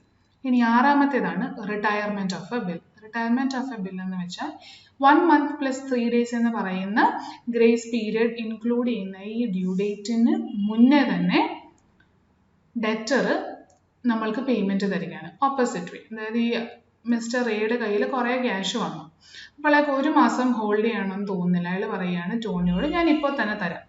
അപ്പോൾ ഡ്യൂ ഡേറ്റിന് മുന്നേ തരുന്നത് കാരണം സെയിം വേ മിസ്റ്റർ എ ഇത് ഡ്യൂ ഡേറ്റ് വരെ ഹോൾഡ് ചെയ്തിരുന്നെങ്കിൽ എക്സ്ട്രാ ക്യാഷ് ഉണ്ടായിരുന്നു, അയാൾക്ക് എവിടെയെങ്കിലും ഇൻവെസ്റ്റ് ചെയ്യായിരുന്നു, he could have earned interest or income, but he is forgoing that.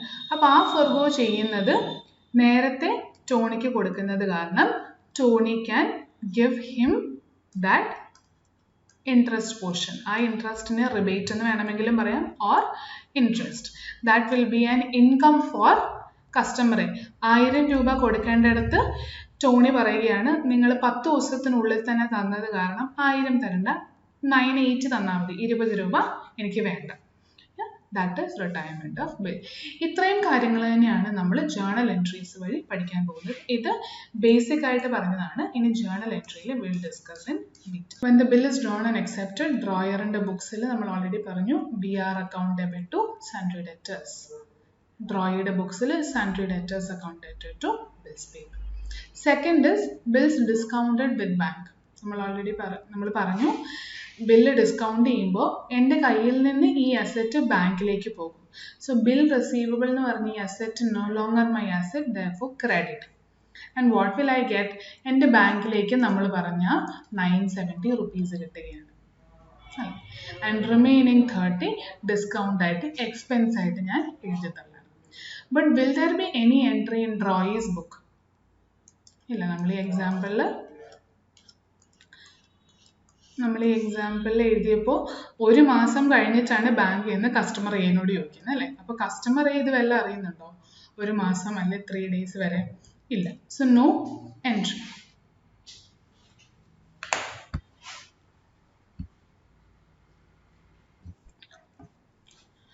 The third point is bills sent to bank for collection. ഇവിടെ merely holder, safe custodian of bill ആയിട്ട് മാത്രമേ ബാങ്കിനെ നമ്മൾ treat ചെയ്യുന്നുള്ളൂ. അതുകൊണ്ട് ബിൽസ് സെൻറ്റ് ഫോർ കളക്ഷൻ എന്ന് പറഞ്ഞ് നമ്മളൊരു അക്കൗണ്ട് ഓപ്പൺ ചെയ്യുകയാണ്. എന്നിട്ട് ഒരു മാസം കഴിയുമ്പോൾ ബാങ്കർ നമ്മുടെ ബില്ല് കൊണ്ട് നമ്മുടെ കസ്റ്റമർ എക്ക് കൊണ്ട് കൊടുക്കും. അന്ന് അയാൾ ക്യാഷ് തരുമ്പോഴായിരിക്കും നമ്മുടെ ബാങ്കർ ഈ ബിൽ സെൻറ്റ് ഫോർ കളക്ഷന് പകരം നമ്മുടെ ബാങ്ക് അക്കൗണ്ടിലേക്ക് അക്കൗണ്ടിലേക്ക് ക്യാഷ് ഡെപ്പോസിറ്റ് ചെയ്യുന്നത്. Bill send for collection to bills receive. കാരണം ബില്ല് എൻ്റെ കയ്യിൽ നിന്ന് പോയി ബാങ്കിൻ്റെ അടുത്തേക്ക് പോയി. So that is no longer my asset. അതുകൊണ്ടാണ് ക്രെഡിറ്റ് ചെയ്യുന്നത്. Same way no entry for drawee because drawee is unaware of all these transaction. ഇതെല്ലാം ഡ്രോയർ ചെയ്യുന്നതാണ്. ഇനി രണ്ടാമത്തെ പോയിന്റിൽ ബാങ്ക് അക്കൗണ്ട് ഡെബിറ്റ്. എപ്പോഴും ബാങ്ക് തന്നെയായിരിക്കും നമ്മൾ സജസ്റ്റ് ചെയ്യുന്നത്. മെയിൻലി ബിക്കോസ് ഇങ്ങനെ ഒരു ഡിസ്കൗണ്ടിങ് ഒക്കെ ബാങ്ക് സമ്മതിക്കണമെങ്കിൽ bank should have some previous association with the drawer. ഇല്ല, അങ്ങനെ ഒരു അസോസിയേഷനും ഇല്ലാത്ത പുതിയതായിട്ട് അക്കൗണ്ട് തുടങ്ങാൻ വന്ന ഒരാളുടെ ബില്ല് ഒരിക്കലും ബാങ്ക് ഡിസ്കൗണ്ട് ചെയ്ത് കൊടുക്കില്ല. കാരണം ബാങ്കിനൊരു റിസ്ക് കാണും. വാട്ട് ഇഫ് ഇമാജിൻ നമ്മൾ ഡിസ്കൗണ്ട് ചെയ്യാൻ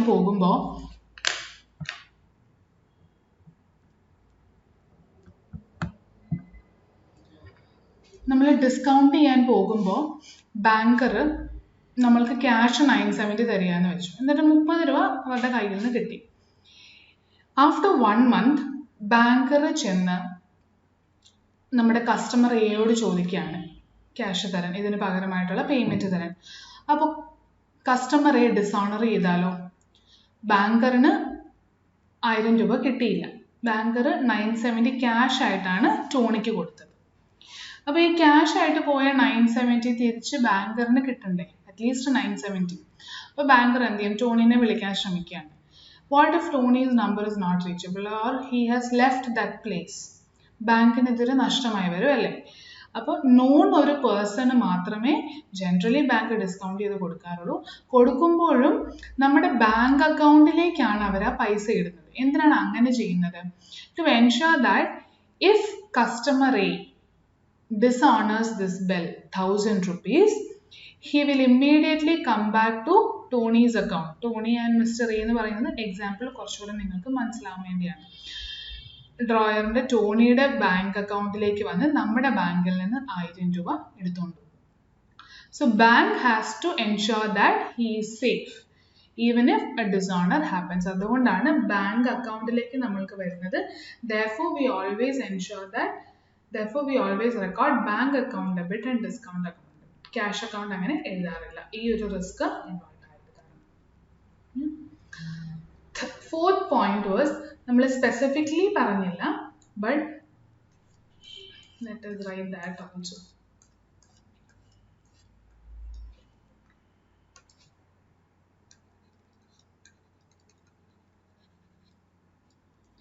Endorsement of bill. നമ്മൾ പേ പറഞ്ഞ കൂട്ടത്തിൽ ഈ എൻഡോഴ്സ്മെന്റിനെ കുറിച്ച് പറയാം. എൻഡോഴ്സ്മെന്റ് നടക്കുന്ന എപ്പോഴാണ്? Tony prepares bill and sends to customer A.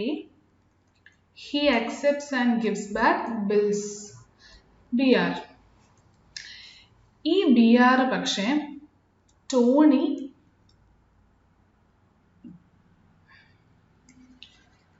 Sam എന്ന് പറയുന്ന ആൾക്ക് കുറച്ച് പൈസ ഓവ് ചെയ്തിരുന്നു നോക്കാം. നമ്മൾ പറഞ്ഞ പർച്ചേസസ് അല്ല. സോ ടോണി സാമിന് കുറച്ച് ക്യാഷ് കൊടുക്കാനുണ്ട്. So what can Tony do? ഈ കസ്റ്റമർ എയുടെ കയ്യിൽ നിന്ന് അക്സെപ്റ്റ് ചെയ്ത് കിട്ടിയ ബിൽസ് ടോണിക്ക് സാമിന് വേണ്ടി എൻഡോസ് ചെയ്ത് കൊടുക്കാം. This process is called endorsement. ഇനി ടോണി അല്ല ഈ ബില്ല് ഹോൾഡ് ചെയ്ത് അതിനകത്ത് അടങ്ങിയിരിക്കുന്ന പൈസ വാങ്ങിക്കാൻ പോകുന്നത്. പകരം എൻഡോഴ്സ്മെന്റ് വഴി ബില്ല് ആർക്കാണ് കിട്ടിയത്? അയാളാണ്. That can be Tony's creditor. Generally അത് ടോണിയുടെ ക്രെഡിറ്റർ ആണ്. അതായത് ടോണി ആരുടെ നിന്നൊക്കെ ഗുഡ്സ് പർച്ചേസ് ചെയ്തിട്ടുണ്ട് അവർക്കായിരിക്കും കൊടുക്കുന്നത്. And at the end of 1 month plus 3 days grace period, Sam ചെന്ന് കസ്റ്റമർ എയുടെ കയ്യിൽ നിന്ന് ചോദിക്കും. കസ്റ്റമർ എ സാമിന് പൈസ കൊടുക്കും. This is endorsement.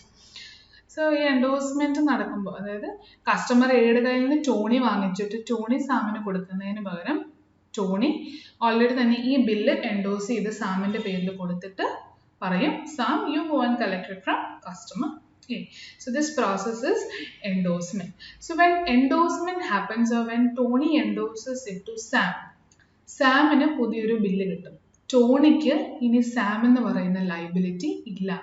So Sam എന്ന് പറയുന്ന ക്രെഡിറ്ററിനെ എന്ത് ചെയ്യണം? ലൈബിലിറ്റി കളയാൻ ഡെബിറ്റ് ചെയ്യണം. ആരെ ക്രെഡിറ്റ് ചെയ്യും? Tony doesn't have this asset bills anymore. അപ്പോൾ ടോണി ബില്ലിനെ ക്രെഡിറ്റ് ചെയ്യും. Sundry creditors account debit to bills received. Does it affect Roy's book? Customer ഇതൊന്നും അറിയുന്നില്ല. They are not bothered about any of these entries till maturity date. Retirement of bill ന്റെ കേസിൽ മാത്രം നമ്മൾ due ഡേറ്റിന് മുന്നേ ഉള്ള ഒരു എൻട്രീനെ കുറിച്ച് ഡ്രോയുടെ ബുക്സിൽ ആലോചിച്ചാൽ മതി. സോ ബിൽ എൻഡോസ് ചെയ്യുമ്പോൾ ഡ്രോയറിന്റെ ബുക്സിൽ മാത്രം എൻട്രി, ഡ്രോയുടെ ബുക്സിൽ no entry. Fifth is when bill is duly honored on maturity. അതായത് maturity date വന്നു, ഒരു മാസം പ്ലസ് 3 days വന്നു, അന്ന് ഓണർ ചെയ്യുകയാണ്, സമ്മതിക്കുകയാണ്, എന്നിട്ട് പേയ്മെന്റ് നടത്തുകയാണ്. ആദ്യത്തെ case when bill was retained till maturity. ഈ ഡ്രോയർ തന്നെ ഈ ബില്ല് റീറ്റെയിൻ ചെയ്തു. അതിൻ്റെ അർത്ഥം ഈ ആദ്യത്തെ ഒരു എൻട്രി മാത്രമേ ഡ്രോയറിന്റെ ബുക്സിൽ വന്നിട്ടുള്ളൂ. ഒരു മാസം കഴിയുമ്പോൾ ഈ ബില്ല് കൊണ്ട് കൊടുത്തപ്പോൾ മിസ്റ്റർ എ കാശ് തന്നു. So entry will be bank account like amount varum. E bill any no longer a valid bill. So credit bill and cancel that as a bank account debit to bills received. Drawയുടെ ബുക്സിൽ എന്ത് entry വരും? ഡ്രോയ്ക്ക് ഈ ഒരു entry മാത്രം ഉണ്ടായിരുന്നുള്ളൂ. Due date ആയപ്പോൾ ഈ bills, ഈ liability പകരം എൻ്റെ ബാങ്കിൽ നിന്ന് ക്യാഷ് വിഡ്രോ ചെയ്ത് ഞാൻ കൊടുത്തു തീർത്തു. So bills payable no longer a liability, debited and credit bank. Second transaction under duly honored on maturity. പക്ഷേ മച്ചുവർ ചെയ്യുന്നതിന് മുന്നേ ഈ ബില്ല് ബാങ്കുമായിട്ട് ഞാൻ ഡിസ്കൗണ്ട് ചെയ്തിരുന്നു. അതായത് ഈ സെക്കൻഡ് എൻട്രിയും കൂടെ വന്ന ഒരു കേസായിരുന്നു. സെക്കൻഡ് എൻട്രിയും കൂടെ വന്ന ഒരു കേസാണെങ്കിൽ ഈ ബിൽസ് റിസീവബിൾ ഡ്രോയറിന്റെ കയ്യിലായിരിക്കും ഇരിക്കാൻ പോകുന്നത്. അല്ല, മച്യൂരിറ്റി ഡേറ്റിൽ ഈ ബില്ല് ബാങ്കിന്റെ കയ്യിലാണ്.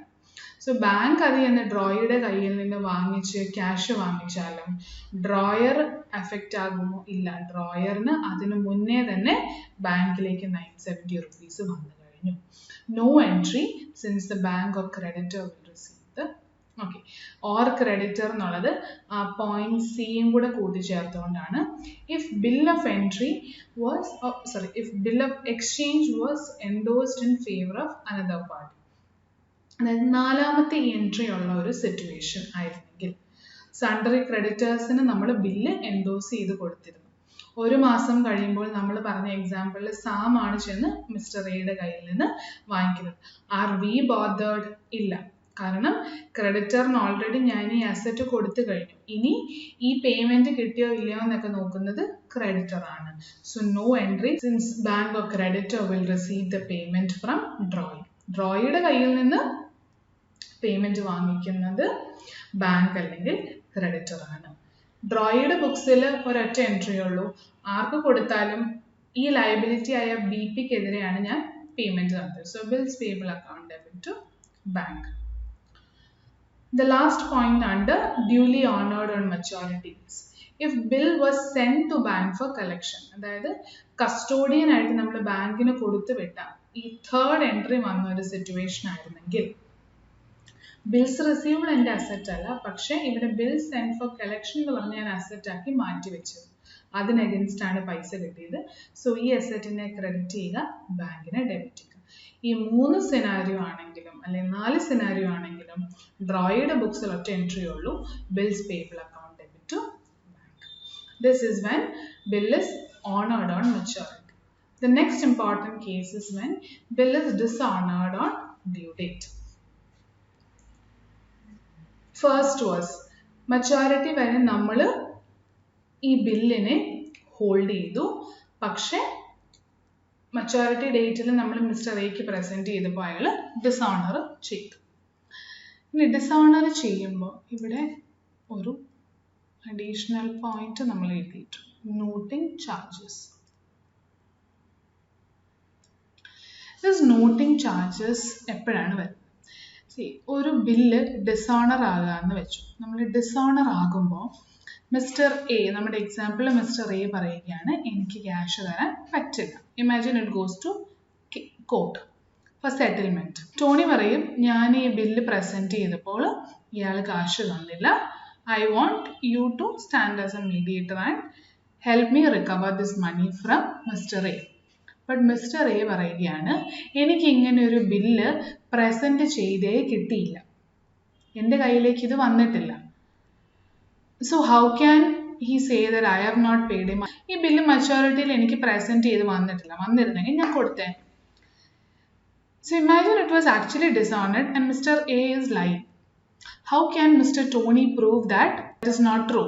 ഇയാൾ പ്രസൻറ്റ് ചെയ്തിരുന്നു, ഡിസോണർ ആയി പോയതാണ്, അതുകൊണ്ടാണ് ഞാൻ ക്യാഷ് അയാളുടെ കയ്യിൽ നിന്ന് റിക്കവർ ചെയ്യാൻ നെക്സ്റ്റ് സ്റ്റെപ്പ് ചെയ്യുന്നതെന്ന് how can we prove? So to ensure that this is properly documented, ഈ ബിൽ ഓഫ് എക്സ്ചേഞ്ച് ഡിസോണർ ചെയ്യുന്നതിന് നമ്മളൊരു നോട്ടറിയുടെ അടുത്ത് പോയി ആ ബിൽ ഓഫ് എക്സ്ചേഞ്ചിൽ എഴുതി വാങ്ങിക്കണം. ഓക്കെ, ഇത് പ്രസൻറ്റ് ചെയ്തപ്പോൾ ഡിസോണർ ആയതാണെന്ന്. That process is called knotting.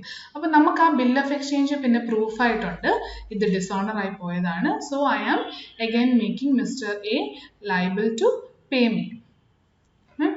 അങ്ങനെ ആ പ്രോസസ്സ് ചെയ്തില്ലെങ്കിൽ there is a chance that you might get cheated.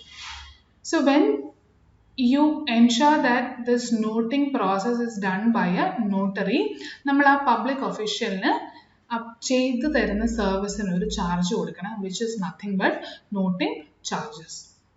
But if Mr. A can prove that Tony തന്നിട്ടില്ലായിരുന്നു, അയാൾ കള്ളത്തരം പറയുകയാണെങ്കിൽ he can escape this. But if dishonor has actually happened, then notary ആ bill of exchangeൽ ascertain ചെയ്ത് കാരണം എഴുതി dishonour ആയി എന്നുള്ളത് എഴുതി കൊടുക്കും. സോ അങ്ങനെ ചെയ്തു കൊടുക്കുന്ന വർക്കിന് അവരൊരു ചാർജ് വാങ്ങിക്കും, which is noting charges. And this noting charges may have to be initially paid by Tony. പക്ഷേ ഇത് വന്നത് ആര് കാരണമാണ്? മിസ്റ്റർ എ കാരണമാണ് അല്ലേ? അപ്പം നമ്മൾ അയാളുടെ കയ്യിൽ നിന്ന് ഈ നോട്ടിംഗ് ചാർജും കൂടെ കളക്ട് ചെയ്യും. So entry, if BE was retained till maturity and dishonored on due date. അപ്പോൾ ബിൽസ് റിസീവബിൾ ആണ് ഒറിജിനലി ഒറ്റ എൻട്രി വന്നിട്ടുള്ളൂ, ആദ്യത്തെ എൻട്രി. ഈ എൻട്രി കഴിഞ്ഞ മെച്ചോറിറ്റി ഡേറ്റിൽ നേരെ ഡിസോണർ ആവുകയാണ് ചെയ്തത്. അപ്പോൾ ഇനി ഈ ബിൽസ് റിസീവബിൾ വാലിഡ് അല്ല, so I have to credit bills receivable. പിന്നെ ഒരു നോട്ടറിനെ പോയി കണ്ട് ഈ നോട്ടിംഗ് പ്രോസസ്സ് ചെയ്തത് കാരണം അയാൾക്ക് ഞാൻ കുറച്ച് ചാർജ് കൊടുക്കേണ്ടി വന്നു. അത് എൻ്റെ കയ്യിൽ നിന്നല്ല, എൻ്റെ ബാങ്കിൽ നിന്നല്ല, എൻ്റെ ക്യാഷിൽ നിന്നാണ് പോയത്. So credit cash of bank as noting charges. But from ഹൂം I should collect this amount? Noting charges എനിക്ക് ആര് തരണം? മിസ്റ്റർ എ തരണം. പിന്നെ ഈ ബിൽസ് റിസീവബിൾ നമ്മൾ പ്രിപ്പയർ ചെയ്ത് അസറ്റ് ആക്കി സൺട്രി ഡെറ്റേഴ്സിനെ എലിമിനേറ്റ് ചെയ്തിരുന്നു, അസ്യൂമിങ് ഈ ബിൽസ് റിസീവബിൾ പിന്നീട് മച്ചുവർ ആവും. ഇനി ബിൽസ് വാലിഡ് അല്ല എന്ന് വെച്ച് സൺട്രി ഡെറ്റർ നമ്മുടെ ഇല്ലാണ്ടാവുകയാണോ? അല്ല, അയാൾ വീണ്ടും എൻ്റെ സൺട്രി ഡെറ്റർ ആകും. എന്നിട്ട് നമ്മൾ അയാളോട് വീണ്ടും പറയും you have to pay me money. But later on again ഇങ്ങനെ പ്രോസസ്സ് പൊക്കോണ്ടിരുന്ന അയാൾ പേ ഓഫ് ചെയ്യുന്നില്ല, അല്ലെങ്കിൽ you come to know that he is never going to pay, and if it turned out to be a bad debt, then you can write it off as bad debt, but you will have to restore it back as sundry debtors. അപ്പോൾ sundry debtors ആയിട്ട് നമ്മൾ restore ചെയ്യേണ്ടത് original cancel ചെയ്ത അല്ലെ dishonour ചെയ്ത bills റിസീവബിളിൻ്റെ amount plus noting charges നമ്മൾ നോട്ടറിക്ക് കൊടുത്തതും കൂടെ ഇവരുടെ നമ്മൾ വാങ്ങിക്കണം. ഇനി dishonour on maturity date if bill was discounted with bank. ഇവിടെയും നമ്മൾ നോട്ടിംഗ് ചാർജസ് ആരുടെ കയ്യിൽ നിന്ന് കളക്ട് ചെയ്യും? Sundry debtors. സോ സൺട്രി ഡെറ്റേഴ്സിലെ ഡെബിറ്റിൽ എപ്പോൾ വന്നാലും ഡിസോണർ ഉണ്ടെങ്കിൽ നോട്ടിംഗ് ചാർജും കൂടെ ചേർത്തുള്ള എമൗണ്ട് വേണം റിക്കവർ ചെയ്യാൻ. നോട്ടിംഗ് ചാർജ് ഇനി ക്വസ്റ്റ്യൻ ഇല്ലെങ്കിൽ you can assume that there was no noting charge. But ഉണ്ടെങ്കിൽ സ്പെസിഫിക്കലി പറയില്ല ഇത് അവരുടെ കയ്യിൽ നിന്ന് റിക്കവർ ചെയ്യണം. It has to be always recovered from your customer. So sundry debtors in all these dishonor scenarios will be debited with the amount of bills of exchange plus noting charges you paid to the public official. Credit ചെയ്യുന്നത് originally ബാങ്കിൽ നിന്ന് discount ചെയ്തൊരു scenario ആണ് പിന്നീട് dishonour ചെയ്യുന്നതെങ്കിൽ ഞാൻ പറഞ്ഞു bank mister എയുടെ അടുത്ത് പോകുമ്പോൾ എ ഡിസോണർ ചെയ്താൽ ബാങ്ക് എങ്ങോട്ടേക്ക് വരും? ടോണിയുടെ അടുത്തേക്ക് തിരിച്ചു വരും. അതായത് നമ്മുടെ അടുത്തേക്ക് തിരിച്ചു വന്നിട്ട് ഈ 1000 രൂപ നമ്മുടെ കയ്യിൽ നിന്ന് കളക്ട് ചെയ്യും അല്ലേ. നമ്മുടെ ബാങ്ക് അക്കൗണ്ടിൽ നിന്ന് അവരത് എടുക്കും. So to bank will be credited. അവിടെ എടുക്കാൻ പോകുന്നത് ഈ ബാങ്കർ ആയിരിക്കും ചിലപ്പോൾ നോട്ടിംഗ് ചാർജസിന് വേണ്ടി. സോ നോട്ടിംഗ് ചാർജസും ഉൾപ്പെടെ ബാങ്കിലേക്ക് ക്രെഡിറ്റ് ചെയ്യും. If bill of exchange was send to bank for collection, third entry ആയിരുന്നു നടന്നതെങ്കിൽ ബിൽ സെൻഡ് ഫോർ കളക്ഷൻ ഇനി എൻ്റെ അസറ്റ് അല്ല, ക്രെഡിറ്റ് ചെയ്യുക. ഒരു നോട്ടിംഗ് ചാർജ് അഡീഷണലി കൊടുത്ത് കാണും ടു ക്യാഷ് മാൻ. ഇത് രണ്ടും സൺഡ്രി ഡെറ്റേഴ്സിൽ നിന്ന് കളക്ട് ചെയ്യും. Important one, if bills of exchange was endorsed in favour of another party. നമ്മൾ ഈ ഒരു സിനാരിയോ നമ്മൾ സൺഡ്രി ഡെറ്ററിന്, അതായത് സാമിന് എൻഡോസ് ചെയ്ത ഒരു എക്സാമ്പിളാണ്. ഒരു മാസം കഴിഞ്ഞപ്പോൾ സാം ചെന്ന് കസ്റ്റമർ എയോട് ചോദിച്ചപ്പോൾ കസ്റ്റമർ എ പറഞ്ഞു, sorry I cannot pay you or I cannot honour this bill എന്ന് പറയും. സാം വീണ്ടും കസ്റ്റമറിന്റെ അടുത്തേക്ക് പോകും? ഇല്ല. Sam will come back to mister Tony and say that your customer A did not pay me, so now you owe me money, so you pay me അല്ലേ. So ടോണിയുടെ ബുക്സിൽ Sam വീണ്ടും debit ചെയ്യും. So സാമിനെ credit ചെയ്യുക. ആരെ debit ചെയ്യും? Bill of exchange പണ്ടേ എൻ്റെ കയ്യിൽ നിന്ന് പോയിരുന്നു സാമിനെ എൻഡോസ് ചെയ്തപ്പോൾ. അങ്ങപ്പോൾ ബില്ലെന്ന് പറയുന്ന ഒരു അസറ്റും എൻ്റെ കയ്യിലില്ല. അപ്പോൾ പുതിയ അസറ്റ് ആരാണ്? ഈ കസ്റ്റമറെ വീണ്ടും എൻ്റെ അസറ്റായി മാറണം. എന്നിട്ട് ഞാൻ അവരുടെ കയ്യിൽ നിന്ന് വേണം ഈ എമൗണ്ട് കളക്ട് ചെയ്യാൻ. സോ എൻഡോസ് ചെയ്തൊരു ബില്ലാണ് ഡിസോണർ ആവുന്നതെങ്കിൽ എൻട്രി വിൽ ബി, എൻ്റെ ഡെറ്റർ കസ്റ്റമർ എനെ വീണ്ടും ഡെറ്റർ ആക്കണം, സാമിന് വീണ്ടും ക്രെഡിറ്റർ ആക്കണം. Sundry debtors account debit to sundry creditors. Amount will be including noting charges. കാരണം ഇവിടെ നോട്ടിംഗ് ചാർജ് ചിലപ്പോൾ കൊടുത്തത് സാം ആയിരിക്കും. അപ്പം നമ്മൾ സാമിന് ആ നോട്ടിംഗ് ചാർജും കൂടെ ചേർത്ത് കൊടുക്കണം. എന്നാൽ ഈ നോട്ടിംഗ് ചാർജ് വന്നതിൻ്റെ റീസൺ ടോണി അല്ല, പകരമോ A. So I will collect from mister A. So this is the entries under drawer's book. ഡ്രോയുടെ ബുക്സിലോ ബിൽസ് പേബിൾ നമ്മളൊരു ലൈബിലിറ്റി ആക്കി വെച്ചിരുന്നു. ഇനി ആ ബില്ല് വാലിഡ് അല്ല, അപ്പോൾ ആ ലൈബിലിറ്റിനെ ആദ്യമേ ഡെബിറ്റ് ചെയ്ത് ക്ലോസ് ചെയ്യണം. പിന്നെ ഏത് സാഹചര്യം വന്നാലും ഒരു നോട്ടറിനെ ഇവർ അപ്രോച്ച് ചെയ്താൽ ഒരു നോട്ടിംഗ് ചാർജസ് വരും. അത് ആര് കൊടുക്കണം? മിസ്റ്റർ എ കൊടുക്കണം. അതായത് മിസ്റ്റർ എയുടെ എക്സ്പെൻസ് ആണ് നോട്ടിംഗ് ചാർജിനെ ഡെബിറ്റ് ചെയ്യുക. ആർക്കാണ് ഈ രണ്ട് എമൗണ്ട് നമ്മൾ കൊടുക്കേണ്ടത്? വീണ്ടും എൻ്റെ ലൈബിലിറ്റി ആയി മാറിയ മിസ്റ്റർ ടോണിക്ക്. So credit to sundry creditors. ഒരു major chunk of journal entries കഴിഞ്ഞു.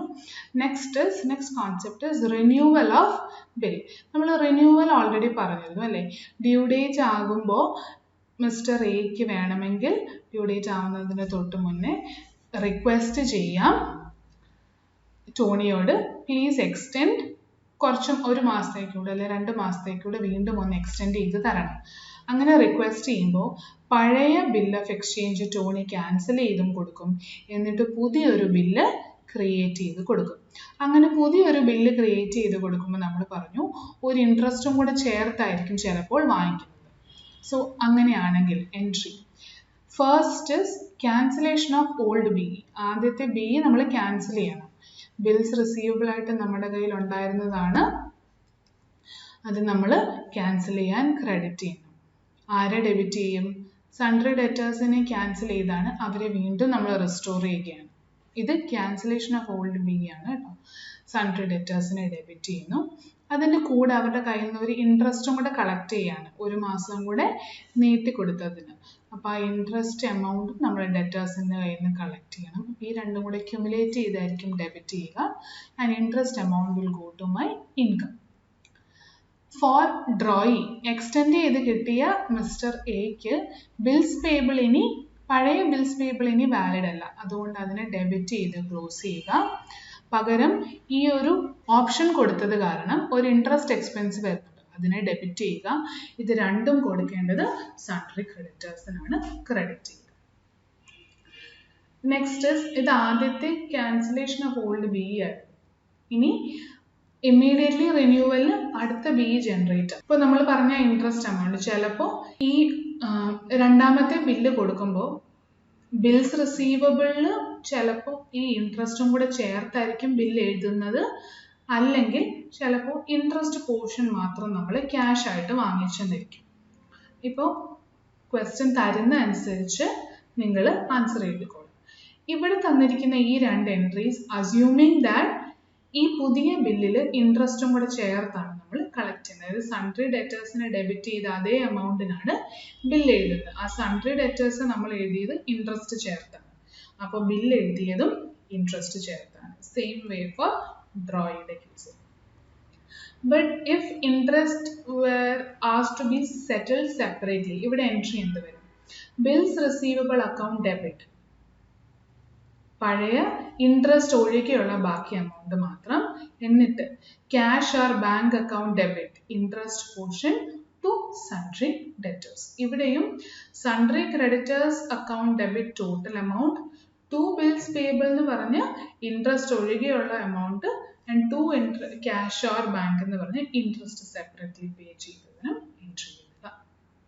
This is renewal of bill. Then the next entry is retirement of bill under rebate before due date. അതായത് ഡ്യൂ ഡേറ്റിന് മുന്നേ നമ്മൾ mister A കൊണ്ട് tonic bill തരികയാണ്.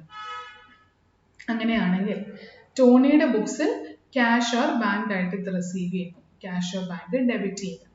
1000 രൂപ ഒരു മാസം കഴിഞ്ഞ് കിട്ടേണ്ടത് ഒരു 15-20 ദിവസം മുന്നേ കിട്ടിയത് കാരണം നമ്മൾ അവർക്കൊരു റിബേറ്റിൽ ഇൻട്രസ്റ്റ് കൊടുക്കുന്നു. That will be my expense. 1000 രൂപയ്ക്ക് അഗൻസ്റ്റ് നമ്മൾക്ക് 980 കിട്ടുന്നുള്ളൂ. സോ 20 rupees I have foregone, which is nothing but rebate or interest on bills account debit. In drawee's books, bills payable സെറ്റിൽ ചെയ്തു.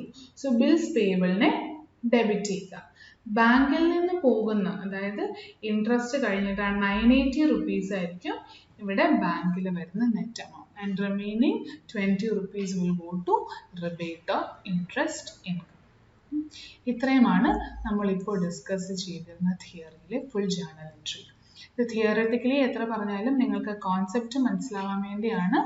തിയററ്റിക്കലി കോൺസെപ്റ്റ് മനസ്സിലാവാനാണ് ഇത്രയും ഡിസ്കസ് ചെയ്തത്. ഇനി ഓരോ പ്രോബ്ലം വരുമ്പോൾ we will ensure that we understand it thoroughly.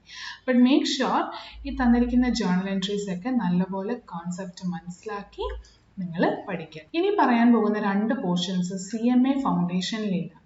One is insolvency of drawee and next is accommodation bill. ആ തിയറിയും കൂടെ നമുക്കിപ്പോൾ ഡിസ്കസ് ചെയ്യാം. സോ ഇനി പറയുന്ന രണ്ട് theory is for CMA intermediate and CA foundation. First is insolvency of drawee.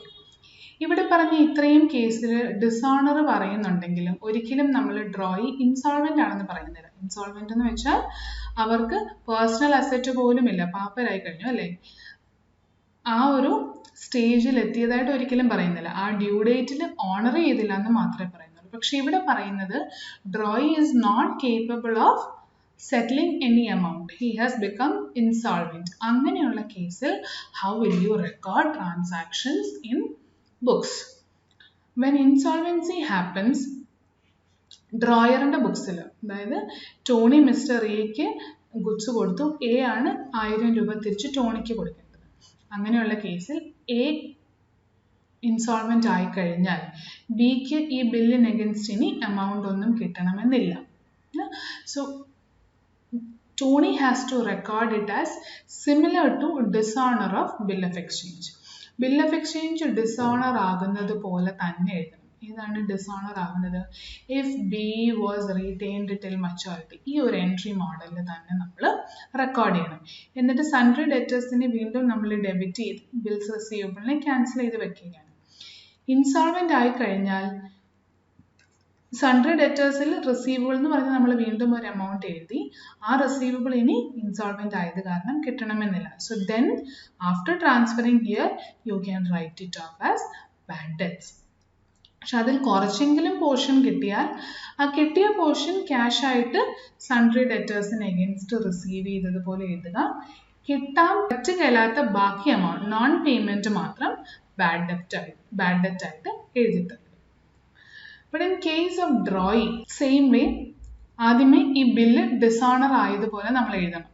Dishonour ആയി എന്ന് വെച്ചാൽ ബില്ല് ഇനി വാലിഡ് അല്ല, ഡെബിറ്റ് ചെയ്യുക. നോട്ടിംഗ് ചാർജ് ഇൻകർ ചെയ്തിട്ടുണ്ടെന്നും അതെൻ്റെ എക്സ്പെൻസ് ആണ്, ഡെബിറ്റ് ചെയ്യുക. രണ്ടും കൂടെയാണ് ഞാൻ എൻ്റെ ക്രെഡിറ്ററിന് കൊടുക്കേണ്ടത്. സോ ലയബിലിറ്റി ആയിട്ട് ക്രെഡിറ്ററിനെ കൊണ്ടുവരിക. എന്നാൽ ഈ ക്രെഡിറ്ററിന് ഫുൾ എമൗണ്ട് എനിക്ക് കൊടുക്കാൻ പറ്റില്ല. കൊടുക്കാൻ പറ്റുന്ന അത്ര എമൗണ്ടും ടു ക്യാഷ് ബാങ്ക് എന്ന് പറഞ്ഞ് സെറ്റിൽ ചെയ്യുക. കൊടുക്കാൻ പറ്റാത്തത് ഡെഫിഷ്യൻസി അക്കൗണ്ടിലേക്ക് നമ്മൾ ട്രാൻസ്ഫർ ചെയ്ത് അവരുടെ ബുക്സ് ക്ലോസ് ചെയ്യും.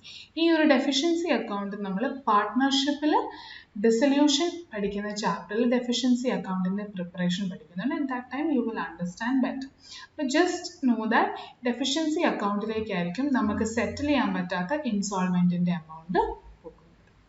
This is insolvency of drawing. Next important concept is accommodation bills. Frequently ചോദ്യം ഈ ഒരു ചാപ്റ്ററിൽ നിന്ന് ചോദിക്കാൻ സാധ്യതയുള്ളതും ഇത് തന്നെയാണ്. ഇനി നമ്മൾ പറഞ്ഞ ബിൽ ഓഫ് എക്സ്ചേഞ്ചിലൊക്കെ നമ്മൾ ആദ്യമേ തന്നെ സ്റ്റാർട്ടിംഗ് പോയിന്റ് പറഞ്ഞത് അല്ലേ, ഈ ബിൽ ഓഫ് എക്സ്ചേഞ്ച് വരുന്നതിൻ്റെ കാരണം എന്താണ്? പല ബിസിനസ് ട്രാൻസാക്ഷനും sale and purchase of goods and service നടക്കുമ്പോൾ പേയ്മെൻറ്റ് നമ്മൾക്ക് കൊടുക്കാൻ പറ്റില്ല. പേയ്മെൻറ്റ് ഇമ്മീഡിയറ്റ്ലി കൊടുക്കാതെ ഡെഫർ ചെയ്യും. ആ ഡെഫർ ചെയ്യുന്ന പേയ്മെൻറ്റ് സെറ്റിൽ ചെയ്യാനുള്ള പല ഇൻസ്ട്രുമെൻറ്റ്സ് ആണ് ചെക്കും പ്രോമിസറി നോട്ടും ബിൽ ഓഫ് എക്സ്ചേഞ്ചും ഒക്കെ അല്ലേ. അപ്പോൾ അതിൻ്റെയൊക്കെ ബേസ് ആയിട്ട് എന്ത് ട്രാൻസാക്ഷൻ ഉണ്ടായിരുന്നു? ഒരു transaction of sale and purchase, അതായത് ഒരു ട്രേഡ് ട്രാൻസാക്ഷനിൽ റിലേഷൻഷിപ്പ് ഉണ്ടായിരുന്നു. ബട്ട് അക്കോമഡേഷൻ ബില്ലിന് അങ്ങനെ ഒരു ട്രേഡ് ട്രാൻസാക്ഷൻ്റെ ബേസ് ഇല്ല. പകരമോ it is for mutual benefit or to raise finance. So let us take up an example. A and B ഇവർ തമ്മിൽ സെയിൽ ആൻഡ് പർച്ചേസ് നടന്നില്ല, പക്ഷേ ഇവർക്ക് മ്യൂച്വൽ ആയിട്ട് കുറച്ച് ഫൈനാൻസ് റേസ് ചെയ്യണമെന്നുണ്ടായിരുന്നു. So therefore A and B will mutually raise BR and BP on each other just for this raising finance. എന്നിട്ട് ഇവർ ഇത് ബാങ്കിൽ കൊണ്ടുപോയി ഡിസ്കൗണ്ട് ചെയ്യും. എന്നിട്ട് ആ ഡിസ്കൗണ്ട് ചെയ്ത് കിട്ടുന്ന ബാക്കി എമൗണ്ട് ഇവർ തമ്മിൽ മ്യൂച്വൽ എഗ്രിമെൻറ്റിൻ്റെ ബേസിൽ ഏത് റേഷ്യോയിലാണോ അല്ലെങ്കിൽ ഏത് പ്രപ്പോർഷനിലാണോ ഫിക്സ് ചെയ്തിരിക്കുന്നത് ആ പ്രപ്പോർഷനിൽ എമൗണ്ട് സ്പ്ലിറ്റ് ചെയ്ത് യൂസ് ചെയ്യും. എന്നിട്ട് വർഷാവസാനം അല്ലെങ്കിൽ ആ പീരീഡ് കഴിയുമ്പോൾ, ആ ബിൽ ഓഫ് എക്സ്ചേഞ്ചിലെ പീരീഡ് കഴിയുമ്പോൾ ബാങ്കിൽ സെറ്റിൽമെൻറ്റ് നടത്തും. ഇങ്ങനെ ചെയ്യുന്ന ഒരു പ്രോസസ്സാണ് accommodation bills, which doesn't have a backing of a trade transaction and it is merely done to raise finance. പക്ഷേ ഇവർ രണ്ടുപേരും ഇതിൽ മ്യൂച്വലി എഗ്രി ചെയ്യണം. And this accommodation bill is also known as kite എന്നും ഈ പ്രോസസ്സിന് നമ്മൾ. Discount also has to be shared by both the parties to this accommodation bill concept. We will try to understand accommodation bills better through two problems which we will take up in next class. So theoretically bills of exchange ഇത്രേ മാത്രമേ ഉള്ളൂ. എല്ലാ journal entries-ഉം അറിഞ്ഞിരിക്കണം. And then logically try to ascertain who is a debtor or creditor in the situation given, or what is the asset or liability coming up because of that transaction. അങ്ങനെ ആ logic നിങ്ങൾക്ക് link ചെയ്ത് കിട്ടും. ആ logic മനസ്സിലായി കഴിഞ്ഞാൽ പിന്നെ നിങ്ങൾക്ക് തന്നെ ജേർണലൈസ് ചെയ്യാവുന്നതേ ഉള്ളൂ. So we will wind up today with this theory. So we will take up problems, few problems but very important. We will take up in next class. Journalise ചെയ്യുമ്പോൾ നിങ്ങൾ നോട്ട്സിൽ എഴുതുമ്പോൾ അല്ലെങ്കിൽ എക്സാമിന് പ്രിപ്പയർ ചെയ്യുമ്പോൾ ജേർണൽ എൻട്രീസിനെല്ലാം നറേഷൻ വേണം. പക്ഷെ ക്ലാസ്സിൽ when we are discussing we will just record the journal entry. Just till we meet again, stay safe and happy. Thank you.